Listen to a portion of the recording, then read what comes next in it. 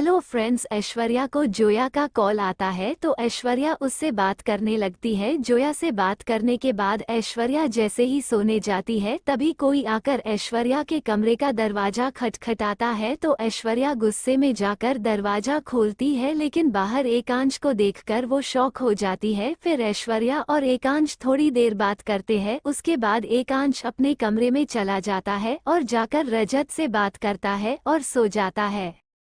अब आगे अगली सुबह जयपुर में ऐश्वर्या आराम से अपने बिस्तर पर सो रही थी। सोते हुए भी उसके चेहरे पर प्यारी सी मुस्कान थी। वो अपने तकिए को गले से लगाकर ऐसे सो रही थी जैसे अगर वो उसे छोड़ेगी तो तकिया उससे दूर चली जाएगी। सोते समय ऐश्वर्या की जुल्फें बार बार उसके चेहरे पर आकर उसे परेशान कर रही थी, जिससे नींद में ही ऐश्वर्या अपने चेहरे से बालों को हटाने लगती है और दोबारा सो जाती है। तभी ऐश्वर्या के कमरे का दरवाजा खुलता है और संध्या जी कमरे के अंदर आती है।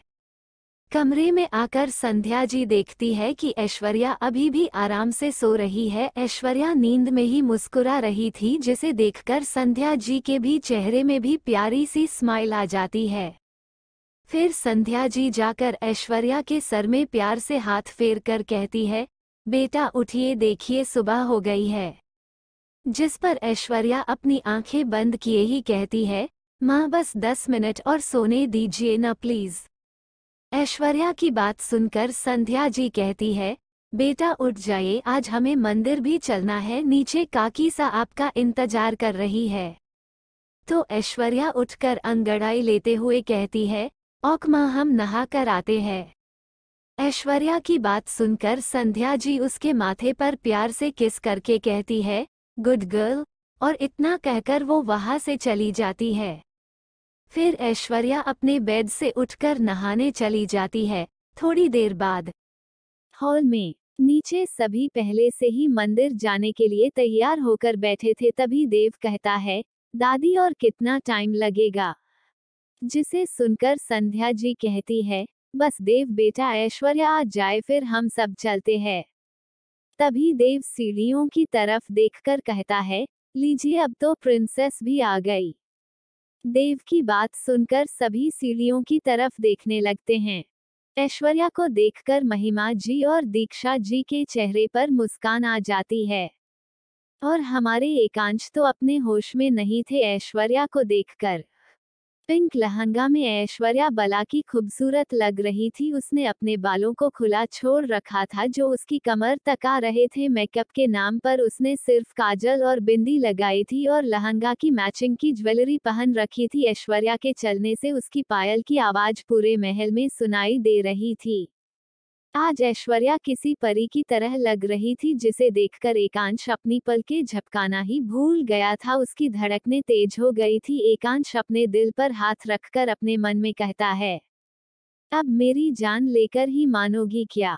एकांश अपने ख्यालों में खोया ही था कि तभी हर्षित आकर एकांश के कंधे पर हाथ रखकर कहता है, अरे भाई बाद में देख लेना भाभी को, अभी तो पूरी जिंदगी पड़ी है देखने के लिए। हर्षित की बात सुनकर एकांश अपने होश में वापस आता है और ऐश्वर्या से अपनी नजरें हटाकर इधर उधर देखने लगता है और कहता है, क्या मतलब है तुम्हारा? जिस पर हर्षित हंसते हुए कहता है, वही मतलब जो तेरी इन नीली आंखों में साफ दिख रहा है, प्रिंसेस के लिए प्यार।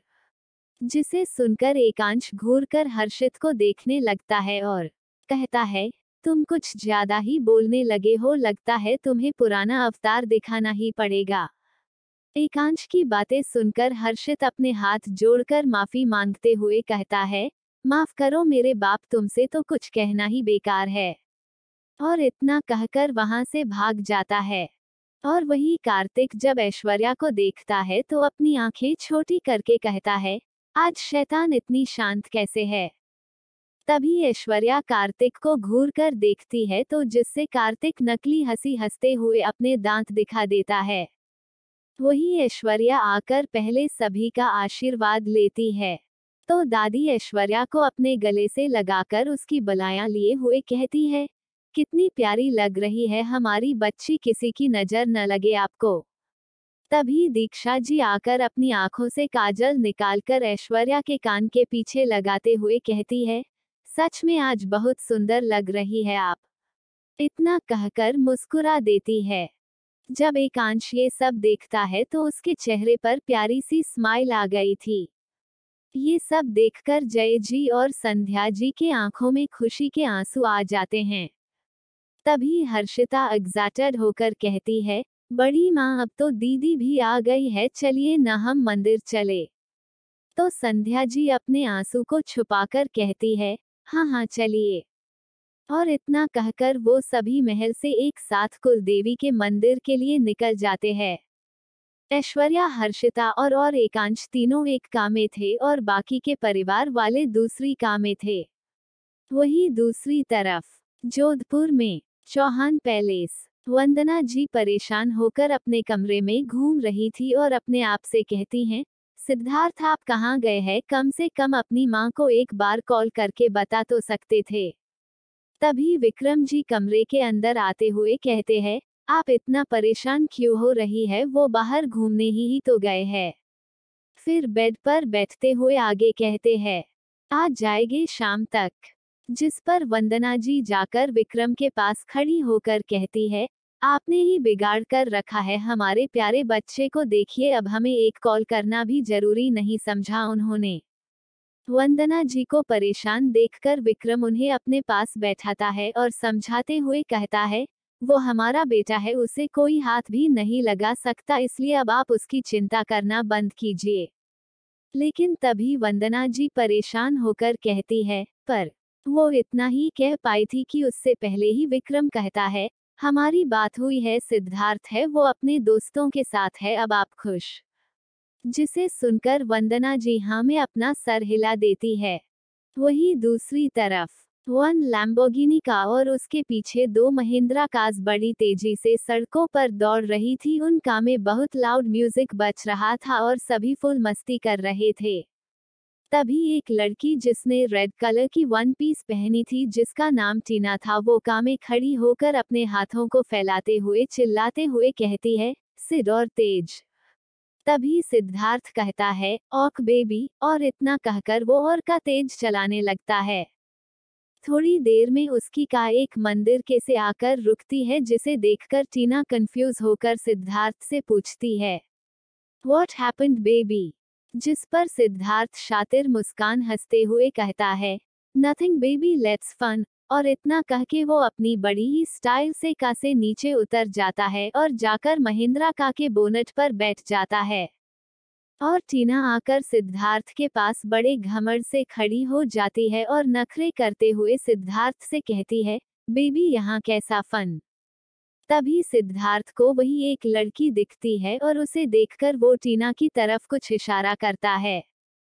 सिद्धार्थ का इशारा समझकर टीना शातिर मुस्कान हंसती है और तभी टीना जाकर जानबूझकर उस लड़की से टकराती है, जिससे वो लड़की संभल नहीं पाती और नीचे जमीन पर गिर जाती है और उस लड़की के हाथ में जो पूजा की थाली थी वो भी नीचे गिर जाती है और उससे थोड़ा सा सिंदूर टीना के कपड़ों पर गिर जाता है। जब टीना देखती है कि उसकी ड्रेस खराब हो गई है तो वो गुस्से में आग बबूला हो जाती है और उस लड़की को गुस्से में घूरकर कहती है, यो जाहिल गवार, तुम्हारी हिम्मत कैसे हुई मेरी इतनी महंगी ड्रेस खराब करने की। टीना की तेज आवाज सुनकर आसपास के सभी लोग वहां खड़े होकर तमाशा देखने लगते हैं। तभी वो लड़की जिसका नाम रुचि था वो खड़ी होकर कहती है, मैंने आपकी ड्रेस खराब नहीं की, उल्टा आप ही आकर मुझसे टकराई थी। जिसे सुनकर टीना रुचि को खा जाने वाली नजरों से देखती है और कहती है, हाउ डरे यू, तुम्हारी हिम्मत कैसे हुई मुझ पर झूठा इल्जाम लगाने की। जिस पर रुचि कहती है, हम झूठा आरोप नहीं लगा रहे, जो सच है वही कह रहे हैं। यहाँ इन दोनों की लड़ाई चल रही थी और वहाँ सिद्धार्थ आराम से बैठा इसे एंजॉय कर रहा था। सिद्धार्थ शातिर मुस्कान हंसते हुए कहता है, वह मेरी शातिर लोमड़ी, क्या एक्टिंग है, देखकर मजा ही आ गया। इतना कहकर वो उन्हें देखने लगता है और वहाँ जब टीना रुचि को ऊपर से नीचे तक देखकर कहती है, खुद की ढंग के कपड़े पहनने की औकात नहीं है और मुझसे मुंह चला रही है। इतना कहकर टीना अपना एक हाथ रुचि को मारने के लिए उठाती है, जिसे देखकर रुचि डर से अपनी आंखें बंद कर लेती है। लेकिन जब थोड़ी देर तक रुचि को कोई थप्पड़ नहीं लगता तो वो धीरे से अपनी आंखें खोलती है तो देखती है कि एक खूबसूरत लड़की उसके सामने टीना का हाथ पकड़कर खड़ी है। वही जब टीना देखती है कि किसी ने उसका हाथ पकड़ लिया है तो उसका गुस्सा अब और बढ़ जाता है। टीना उस लड़की की तरफ देखकर कहती है, हाउ डरे टू टच मी, जिसे सुनकर वो लड़की शातिर मुस्कान हंसते हुए कहती है, ऐसे, और इतना कहकर एक जोरदार थप्पड़ टीना के गाल पर मार देती है, जिससे टीना संभल नहीं पाती और 2 कदम पीछे चली जाती है। वही जब सिद्धार्थ उस लड़की को देखता है तो उसके दिल में घंटियां बजने लगती है और सिद्धार्थ उसे बस एकटक देखता रह जाता है। सिद्धार्थ का दिल बुलेट ट्रेन की स्पीड से धड़क रहा था। सिद्धार्थ उस लड़की को अपनी आंखों में बसा लेना चाहता था। सिद्धार्थ अपने मन में कहता है, क्या बला है और अब तक कहाँ छुपी थी। सिद्धार्थ तो बस एक नजर में ही उस लड़की पर अपना दिल हार बैठा था। उसकी खूबसूरती को देखकर सिद्धार्थ पागल सा हो गया था। उसे अब टीना का कोई ख्याल ही नहीं था और वहां खड़े सभी लोग भी उस लड़की की खूबसूरती को देखते ही रह गए थे। गुस्से में भी वो बला की खूबसूरत लग रही थी।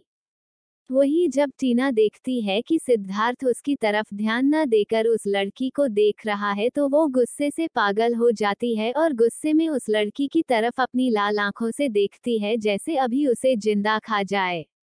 लेकिन उस लड़की के ऊपर टीना के घूरने का कोई असर नहीं पड़ा, बल्कि टीना को देखकर उसके फेस पर एक डेविल मुस्कान आ जाती है। तो आगे की कहानी में क्या होने वाला है?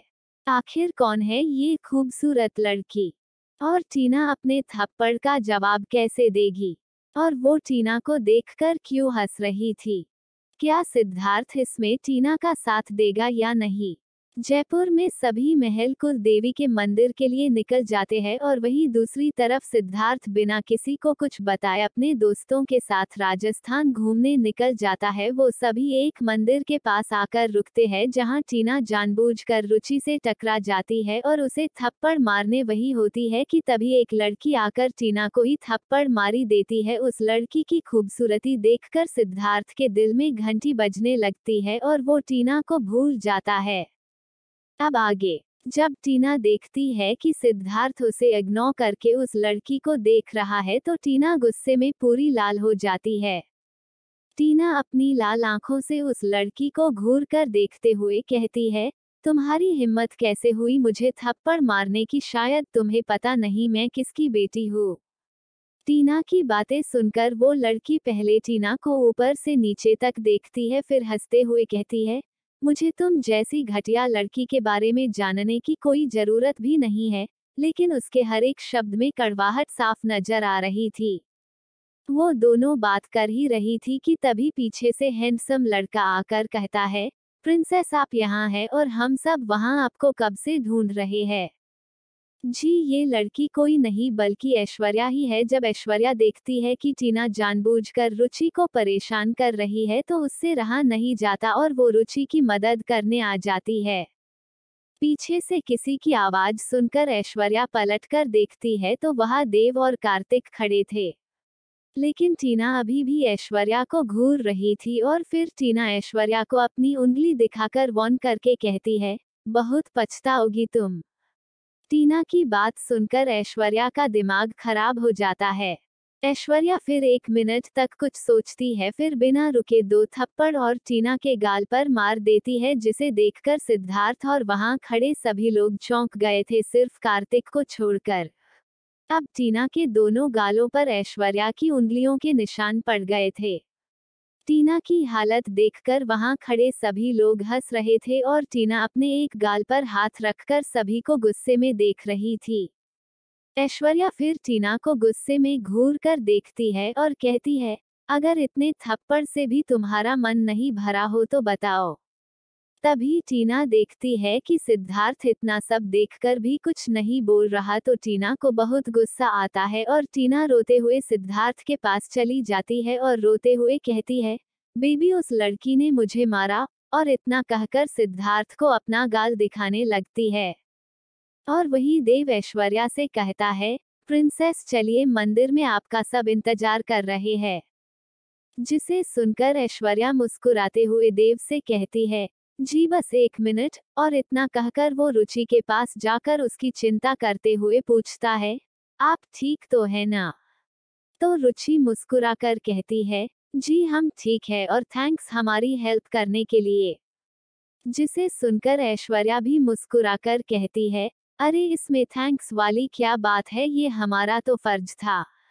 और इतना कहकर वो रुचि को भी कहती है तो रुचि वहां से चली जाती है। फिर ऐश्वर्या कार्तिक से कहती है, कार्तिक चले यहाँ से, लेकिन हमारा कार्तिक तो अभी अपने होश में ही नहीं था, वो तो बस मुस्कुराकर को जाते हुए देख रहा था। कार्तिक की मुस्कुराहट देखकर ऐश्वर्या कंफ्यूज होकर अपने मन में कहती है, अब इन्हें क्या हुआ? इतना कहकर वो कार्तिक को हिलाती है जिससे कार्तिक अपने होश में आता है। रुचि को देखकर कार्तिक के दिल की धड़कनें तेज हो गई थी और कार्तिक अपनी पलकें झपकाना ही भूल गया था। कार्तिक को सिर्फ रुचि दिख रही थी और बाकी सब तो उसके लिए रुक सा गया था, उसे सिर्फ रुचि की हंसता हुआ चेहरा दिख रहा था। कार्तिक अपने मन में कहता है, मुझे ऐसा क्यों लग रहा है जैसे पहली नजर का मुझे प्यार हो गया है। ऐश्वर्या के हिलाने से कार्तिक अपने होश में वापस आता है और हड़बड़ाकर ऐश्वर्या से कहता है, हाँ क्या हुआ? कार्तिक की बात सुनकर ऐश्वर्या उसे घूर कर देखते हुए कहती है, हमें छोड़े, आपको क्या हुआ, ये कहाँ खो गए थे आप? जिसे सुनकर कार्तिक चौंकते हुए कहता है, मैं कहीं तो नहीं। फिर बात को बदलते हुए कहता है, चलिए अंदर, सभी आपका इंतजार कर रहे हैं। जिस पर ऐश्वर्या हाँ में अपना सर हिलाकर उन दोनों के साथ जाने लगती है। जाते हुए ऐश्वर्या एक बार टीना को गुस्से में घूरकर देखती है, जिसे देखकर सिद्धार्थ के चेहरे पर मुस्कान आ जाती है जो टीना से बर्दाश्त नहीं होती और वो गुस्से में अकेली ही वहां से चली जाती है। जब तक ऐश्वर्या मंदिर के अंदर नहीं चली जाती तब तक सिद्धार्थ उसे ही एक तक देखता रहता है। फिर का पर लेटकर आसमान को देखकर कहता है, सिद्धार्थ चौहान आज तू हार गया, सिर्फ एक लड़की की कातिल नजर से हार गया तू। इतना कहकर वो मुस्कुरा देता है और कहता है, नाइस नेम प्रिंसेस, मेरी प्रिंसेस। सिद्धार्थ अभी ऐश्वर्या के ख्यालों में खोया ही था कि तभी उसका एक दोस्त आकर उससे कहता है, सिद्धार्थ यार वो टीना गुस्से में चली गई। जिसे सुनकर सिद्धार्थ मुस्कुराते हुए कहता है, तुम उसकी चिंता छोड़ो और जाकर पता लगाओ कि वो लड़की कौन है। वही दूसरी तरफ मंदिर में संध्या जी ऐश्वर्या को डांटते हुए कहती है, कहाँ रह गई थी हैं सब, कब से यहाँ आपका वेट कर रहे हैं। तो ऐश्वर्या अपने कान पकड़ के मासूम सा चेहरा बनाकर कहती है, सॉरी माँ, वो हम थोड़ी बाहर घूमने लगे थे, बस इसलिए लेट हो गए। ऐश्वर्या की हरकत देखकर सब हंस देता है। तभी फिर दादी कहती है, चलिए कोई बात नहीं, अब चले अंदर, देवी माँ की आरती भी करनी है। तो सभी हाँ में अपना सर हिलाकर मंदिर के अंदर चले जाते हैं। फिर सभी जाकर एक एक से देवी माँ की आरती करते हैं। आरती होने के बाद संध्या सभी बच्चों से कहती है, बच्चों आप सभी वापस महल जाए, हमें मठ में गुरुजी से थोड़ा काम है, इसलिए हम थोड़ी देर से आएंगे। जिसे सुनकर एकांश की भौहें सिकुड़ जाती है। वो अपने मन में कहता है, हो न हो ग्रेनी माँ और काकी साथ जरूर कोई प्लान कर रही है, लेकिन क्या?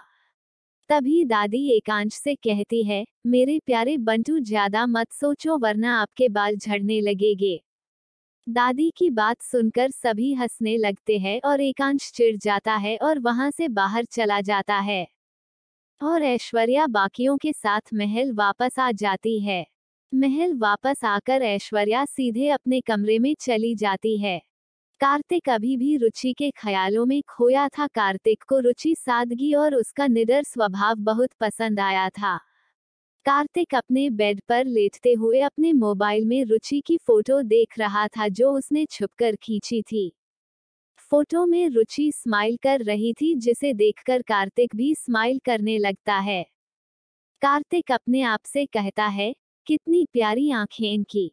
कार्तिक अपने ख्यालों में खोया था और रुचि की फोटो देख रहा था, तभी हर्षिता उसके कमरे में छिपकर आती है। हर्षिता जब कार्तिक को किसी लड़की की फोटो देखते हुए देखती है तो धीरे से जाकर उसके पास बैठ जाती है और कार्तिक के कान में धीरे से कहती है, वैसे लड़की सुंदर है। जिसे सुनकर कार्तिक मुस्कुराकर कहता है, हाँ बहुत सुंदर। कार्तिक अभी भी अपने ख्यालों में खोया था, उसे हर्षिता के अपने कमरे होने का कोई ख्याल नहीं था। कार्तिक की बात सुनकर हर्षिता मन में बहुत हंसती है, फिर दोबारा कार्तिक के कान में पूछती है, क्या आपको ये पसंद है? जिस पर कार्तिक रुचि की फोटो देखते हुए अपना सर हाँ में हिला देता है। तो फिर क्या था, हर्षिता खुश होकर जोर से चिल्लाते कहती है, कार्तिक भैया को एक लड़की से प्यार हो गया है। जब कार्तिक हर्षिता की बात सुनता है तो उसका दिल निकलकर उसके मुंह तक आ जाता है। वो जल्दी से हर्षिता के पास जाकर उसे चुप कराते हुए कहता है, हर्षिता प्लीज प्लीज शांत हो जाओ। लेकिन हर्षिता पूरे कमरे में भागने लगती है और जोर जोर से कहती है, कार्तिक भैया को प्यार हो गया है, ये मुझे मेरी भाभी मिल गई। हर्षिता बिना रुके एक बात को बार बार बोल रही थी और कार्तिक हर्षिता को पकड़ने के लिए उसके पीछे भागते हुए कहता है, ऐसा कुछ नहीं है मेरी माँ, प्लीज चुप हो जाओ, कोई सुन लेगा। तभी कार्तिक हर्षिता को पकड़ लेता है और इसके मुंह को अपने हाथ से बंद करके कहता है, अगर आप ये बात छुपाएंगी तो आप जो कहेंगी हम करेंगे।